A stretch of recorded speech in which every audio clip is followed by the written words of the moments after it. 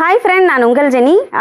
எல்லோருக்குமே தெரிந்த ஒரு பிரபலமான ஒரு ஆக்டரை பற்றி தான் நான் இன்றைக்கி பேச போகிறேன். யார் அப்படின்னாக்கா நம்ம ஜாக்கி ஜான் தாங்க.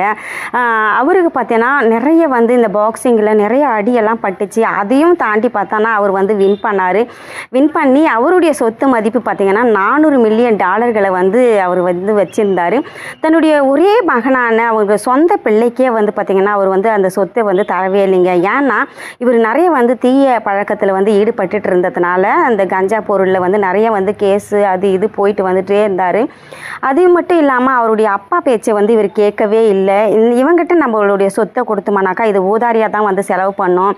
அதனால் நம்ம என்ன பண்ணலாம், இல்லாதவங்களுக்கு கொடுத்து இது ஒரு பிரயோஜனமான செலவாக இருக்கணும் அப்படின்றதுக்காக நான் இருக்கும்போது தான் இதை நான் கொடுக்க முடியும், நான் இல்லாத போது இதை எடுக்க முடியாது அப்படின்னு சொல்லிட்டு இல்லாதவங்களுக்கு அது பிரயோஜனமாக இருக்கணும் அப்படின்னு சொல்லிட்டு அவருடைய சொத்து எல்லாமே பார்த்திங்கனாக்கா இல்லாதவங்களுக்கு கொடுத்துட்டாருங்க.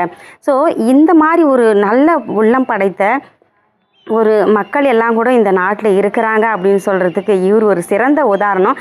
இவர் எடுத்த முடிவு சரியா அப்படின்னு சொல்லிட்டு கமெண்ட் பாக்ஸில் சொல்லுங்கள். மீண்டும் அடுத்த வீடியோவில் உங்களை சந்திக்கும் வரை உங்களிடமிருந்து விடைபெறுவது உங்கள் ஜெனி. நன்றி, வணக்கம்.